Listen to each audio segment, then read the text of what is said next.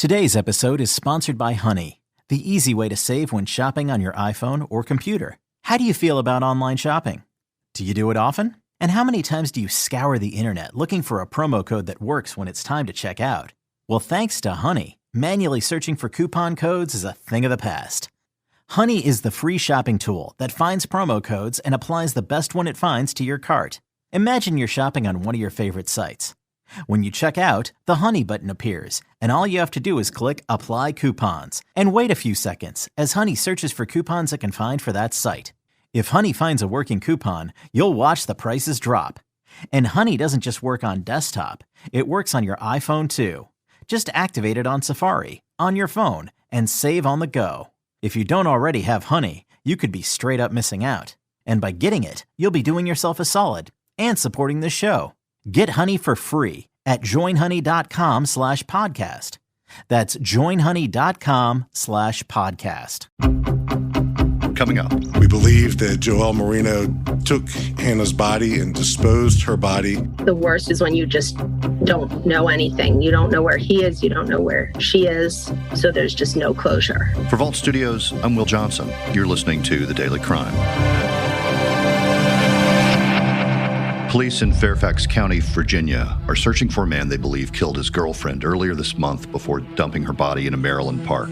Fairfax County police need your help finding an alleged killer. A woman disappeared from her Northern Virginia home earlier this month, and now police are convinced she's the victim of a murder, and the main suspect is her ex-boyfriend, who is now on the run. Police here in Fairfax County told us it's highly unusual to bring a murder charge without a body, but they are convinced that 35-year-old real estate brokerage manager Hannah Choi was killed and dumped in Maryland. So we know something bad happened, really bad. And we have evidence and details that make us believe, firmly believe, without any doubt, that she's deceased.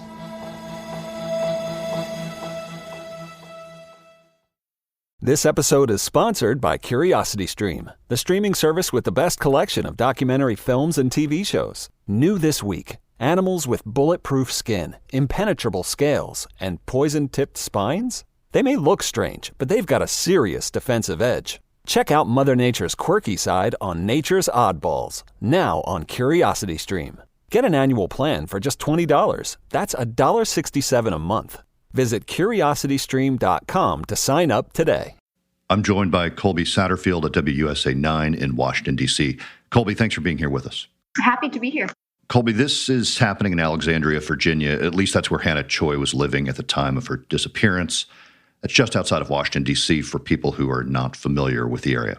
Yeah, you go across a bridge, that's Arlington, then you keep going a little bit, and that's Alexandria. It's all pretty much what's called the DMV around here, District, Maryland, and Virginia. So it's all in really close proximity to D.C.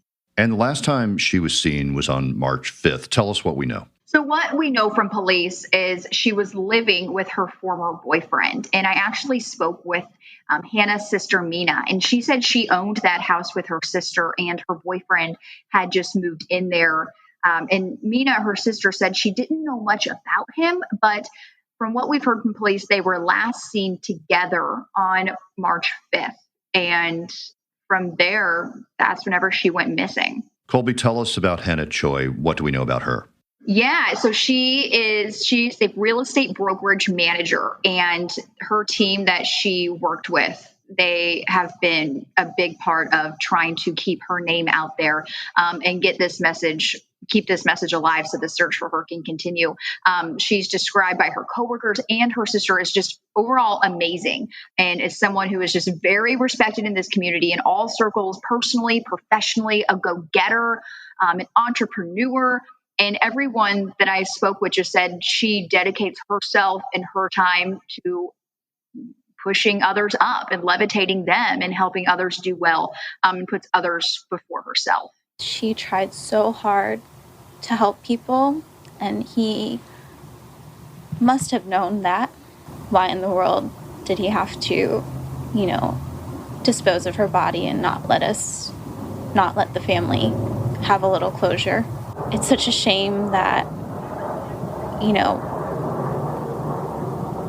this sort of situation can even occur. So she went missing, and police are now searching for her boyfriend. She has not been found, but they say they have enough to charge him even without any sign of her.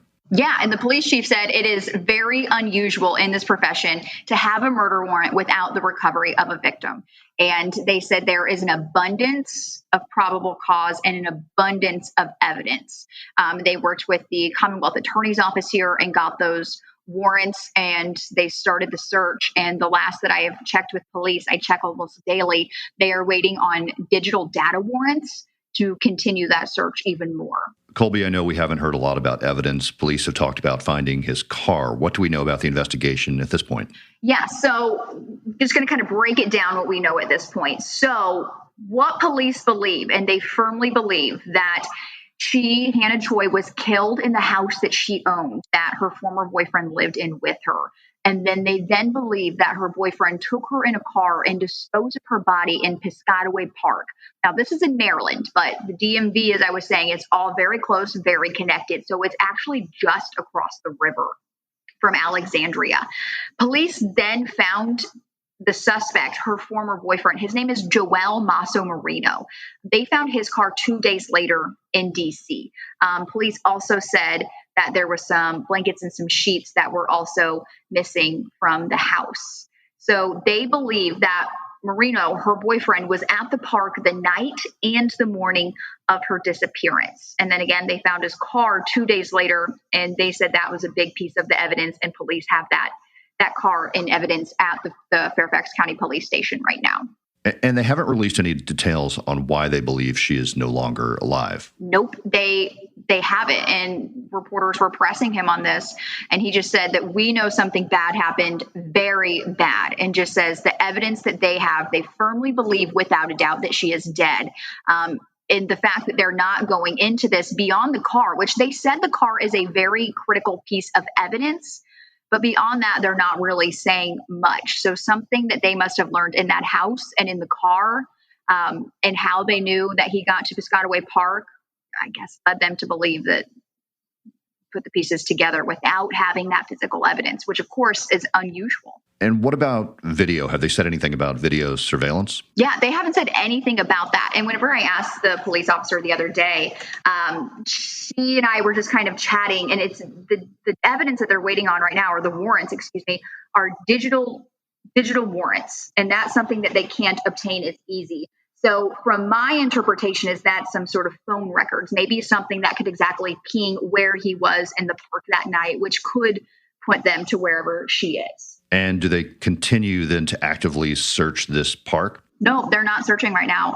I've asked about that too, if they're going to resume the search, but they say they are just waiting on these search warrants. The digital data, the cell phone data. It is a very large park, and we went there the other night, and there's no lights. It's down. You are out of the city. You could see the Big Dipper, and if you're in DC, you know you can't see the Big Dipper. The lights are so bright. So we drove, and I don't think we passed anyone else the entire time. This 2-lane road, and then you pull into the park, and then you can drive in and through the park. There was no lights, no one around. You could hear the water, really close to the river, the water as well. Pretty isolated area, but they said they searched that area for 2 days. They had canines as well and multiple agencies assisting. Weren't able to come up with anything. Kolbie, there's now a manhunt for Joel Marino. You mentioned her sister didn't know a lot about him. Do we know anything else about his background or where they think he might be headed?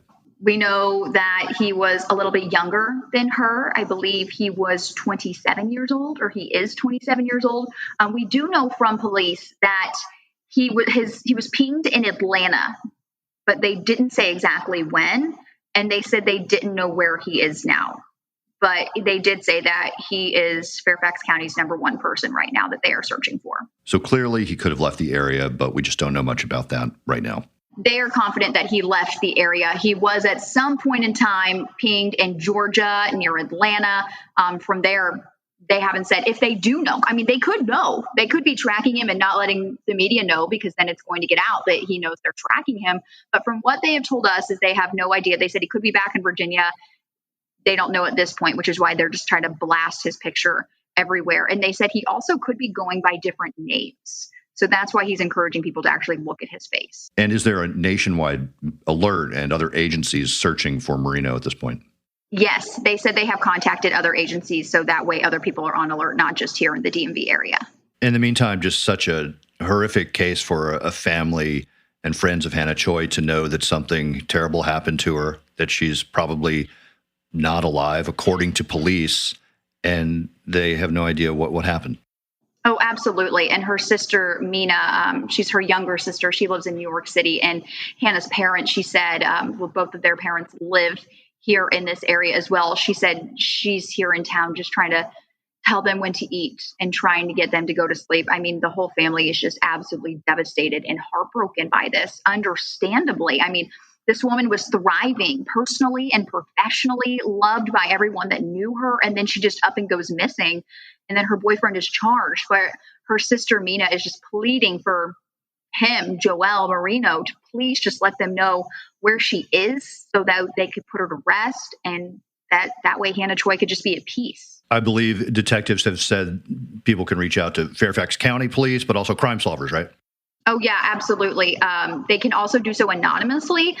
So people can actually text Crime Solvers as well. And they can text police, and they can text police FCCS plus tip to 847-411. So if people just maybe see him, or if they look at their picture and be like, I think I may have seen him, I feel like any clue or any indication of where this guy is can hopefully just put them on a path to finding him. All right, Kolbie Satterfield at WUSA 9 in Washington, D.C. Thank you very much for talking to us about this case. Thanks for having me. Thanks for listening to The Daily Crime. Be sure to check out our weekly show, True Crime Chronicles, available wherever you listen to podcasts. For Vault Studios, I'm Will Johnson.